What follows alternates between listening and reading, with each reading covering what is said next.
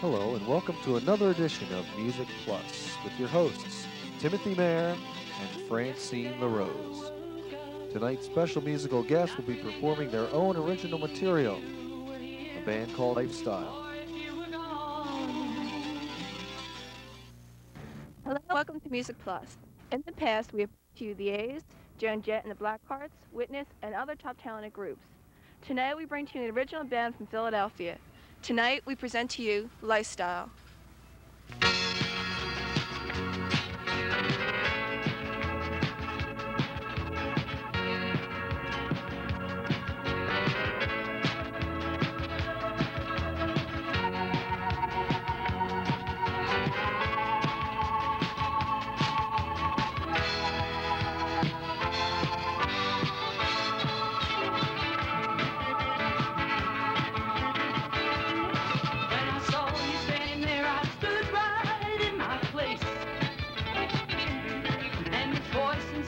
Said, well, watch out, you better beware. Ooh, well, you're looking like someone who stepped out of the letter boat. And with that smile on your face, well, I knew you were as good as gold. Yeah, but don't be a fool, girl. Don't be a fool. Ooh, they'll tell you lies. Just be cool, girl. Just be cool. Take your time. It's a cruel world. It's a cruel world. We all tell lies, 'cause it's a little fact of life, and I think it's time to know.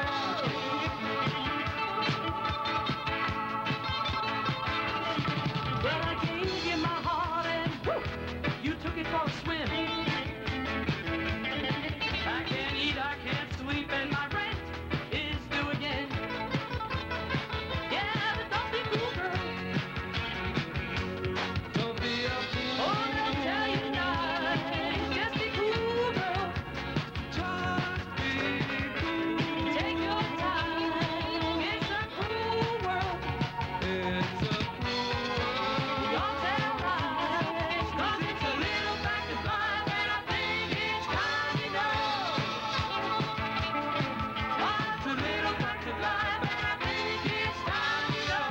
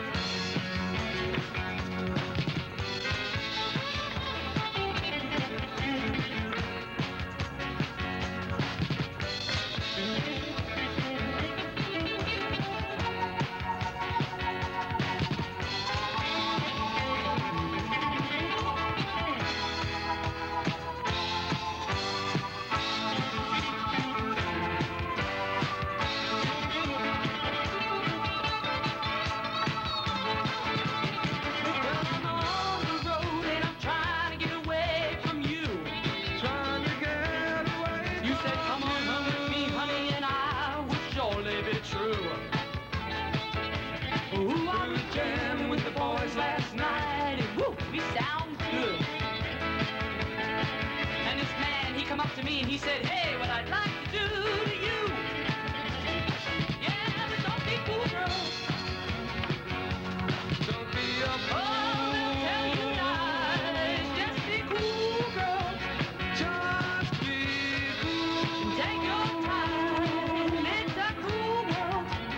It's a cruel world. We all tell lies, 'cause it's a little fact of life, and I think it's time to know.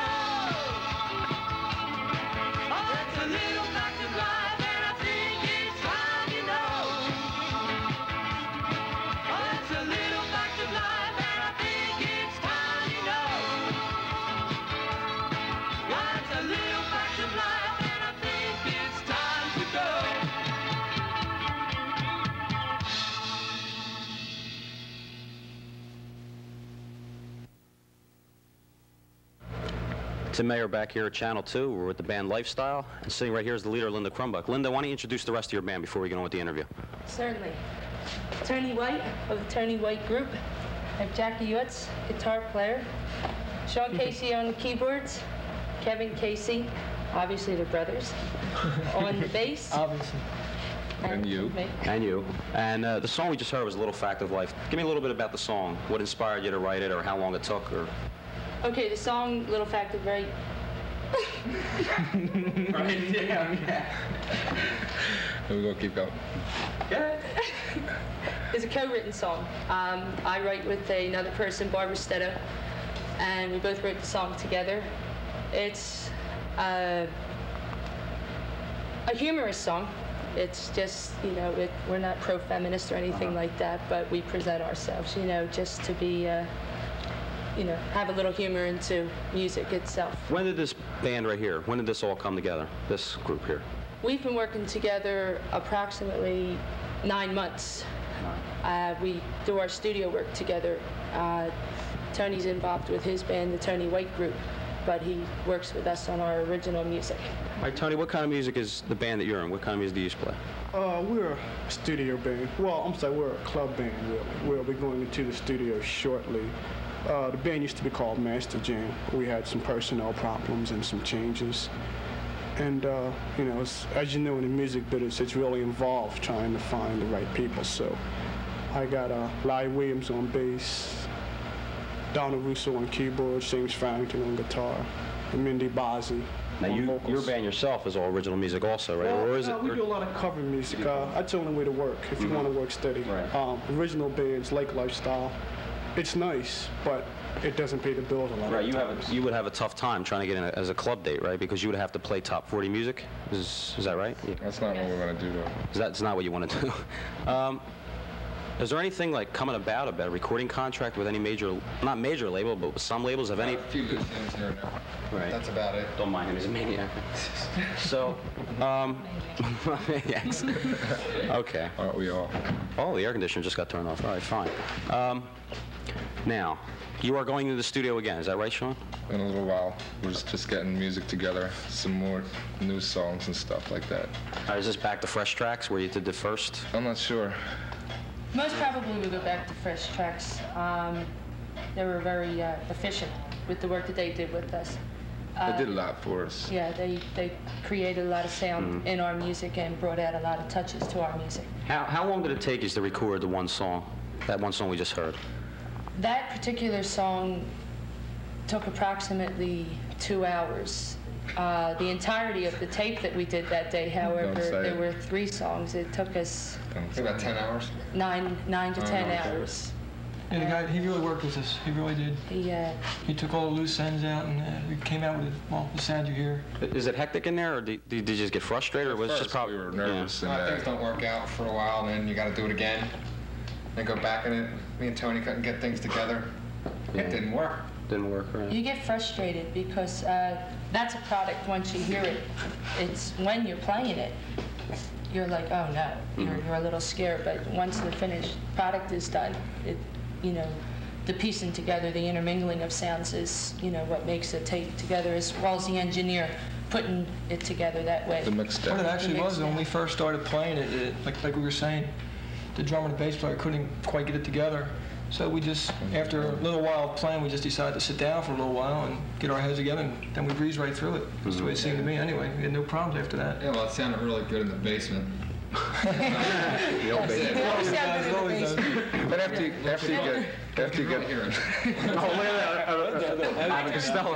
get all the music down, then you go back and you do the vocals and stuff like that, and his lead. Well, I don't think in the studio it was so much that me and him couldn't get it together. It was the fact that in the studio it's a whole different environment. Right. Things take on drastic proportions as far as being able to hear. It's more of a memory type situation. Right. It's where you have to know. Like, he should be outside playing and I wouldn't be able to hear him. I should know where he is. We had a little with the headphones at first too. You know, but it's, you know, it's, if you can contain your frustrations, you will. When you go into the studio, it'll be like it is in the basement, where you know what you have to do and you do it. Now, are you like, all right, you go back into the studio, you record more songs. Where do you go from there? Where do you take the tapes? Do you take them to different managers or to different recording studios and Try to go out and sell it. sell it? Have you mailed them off to any major labels yet? Yeah, we mail them off to labels and we bring them to people like you. Put us on the camera. Put us on television. We had a WYSP contest in Philadelphia, which is where we're from. Right. Did they know that? Yeah, I know these guys. Those kind of contests, apparently, a They want a new station like record. WYSP our music is not in any way music that you hear on the radio today on those particular YSP. Right, on YSP. It's a harder kind of a sound. We don't play that kind of music. I consider our music personal music. We're telling people something, and we want you to relate with what we're, singing and playing. We don't overcomplicate our music, which is something that music, not in the true meaning of the word simple, but music should be simple, where it's not overcomplicated and things are Should be getting appealing lost to the ear of the right. public. That's what it should. Your general public are not musicians. Right. Therefore, And you so- shouldn't have this music that's, wild and abrasive. The whole thing I always heard is that if you hear a song, like if it's an original song, if you can go away and the next day remember the tune and whistle it, then it's a good song. And that's exactly the response you're getting from them. Because when I've played it for people, people can still whistle the song around, so that's a good sign. That's the response we get from production managers when they hear our music. They stress it that it's appealing to the people and it's a basic music, and that the person that just heard it, your typical person on the street, can walk away and be humming it. Who are all your influences? I mean, for me, we'll start with you first. I just want to know what your musical influences were. I work for Bell Telephone, so they're Bell Telephone's great. musical influence. Well, it's a communication. First of all, Sony's it's a hardware. communication. Bell Telephone, and the people are fabulous. It's such a mix. It's my first job. I've been there 7 years. It's my first job, and I love people, and the people that I work with, I get ideas from them just dealing with them on a daily basis. So that's basically it then? I mean, you didn't... Who did you Who did you really listen to that when you went to write, did you pattern yourself after anybody or... I usually write when I'm angry or in a crazy mood. I write great when I'm angry. I really speak well in words. So in other words, if you weren't on television today and you were driving all the way back to Philly, you would have wrote about 6,000 songs on the way back, right? Oh yeah, we had a death oath. We had you hung already. I'll go right in. Hey, Kevin, how about you? What are your musical influences? Paul McCartney from the Beatles. Right. Who? When I was a kid. The Beatles? And yes, Yes. the band. Tony, how about you? Well, I differ from these guys in respect that I am jazz-oriented. Jazz-oriented. And coming to this band was a hell of a change for me because they are much more laid back. It gave me a chance to polish up and do some things that I had never done before. But from the jazz point of things, I was most influenced musically, drum-wise, by Billy Cobham. As far as composition goes, Miles Davis, who I think, and Stevie Wonder, who I think are the top-reigning musical geniuses in the business today. Especially Stevie Wonder doing albums, just does albums on his own without any backup musicians. I consider him to be a genius for the simple fact that he cannot see things that I can, and he can write about them. Right. And I can look at them every day, and the thoughts that he come up with are mind-boggling. So to me, that's a genius. Right. Somebody who can take something, assimilate it in such a way that it makes you wonder why you didn't think of it. Right. How about you? Well, I guess I like a lot of different bands. I like a lot of different styles of music. But I try to, with my music, I try to keep my own ideas. Like a lot of the lead work I do, I try to just not try to copy anybody, just try to be myself. And I look towards that. Because most bands, you see them, they're copying, say, Zeppelin, Right. which is the biggest one. That's the most copied band around. But I feel more comfortable doing my own stuff, doing my own style of lead work, my own style of rhythm playing, and that's how I base my music. Okay. Big man down there. Sean, how about you? Well, when I was young, I listened to all the pop of the '60s and all the Hits and the Monkees and all the stuff you're into. And then there was, Yes, the Beach Boys. Yes, and Bowie. Bowie. You know that. Robert Wyatt. Well, Robert Wyatt's a different story. You got into strange things, though. I remember you were in, like, Eno, and... I still listen to that. You still get into that, okay. Right. Beef. No, well, that's something else in itself, too. Hello there. All right, well, we're going to come right back, and we're going to have more of Lifestyle. They're going to do another song, and we'll be back right after this commercial message with more of Lifestyle. Stay tuned.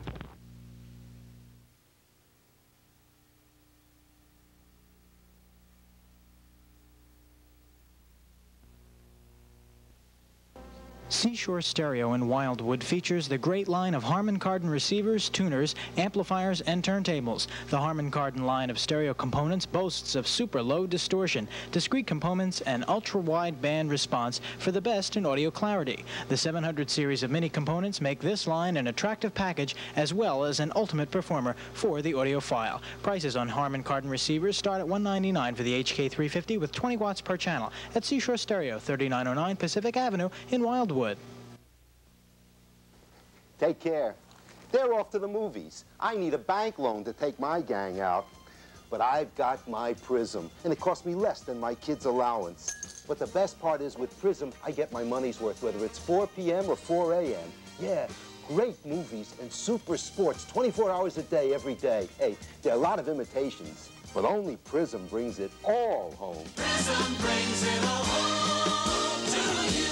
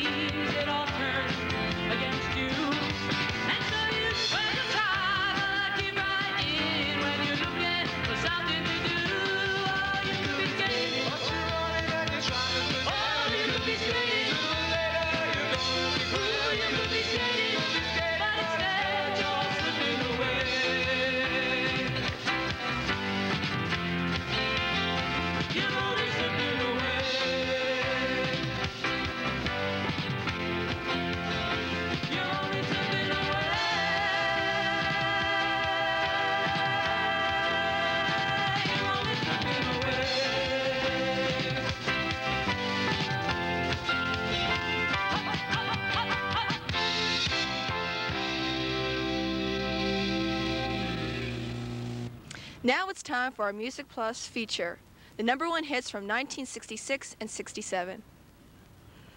Every time I think that I'm the only one who's only someone called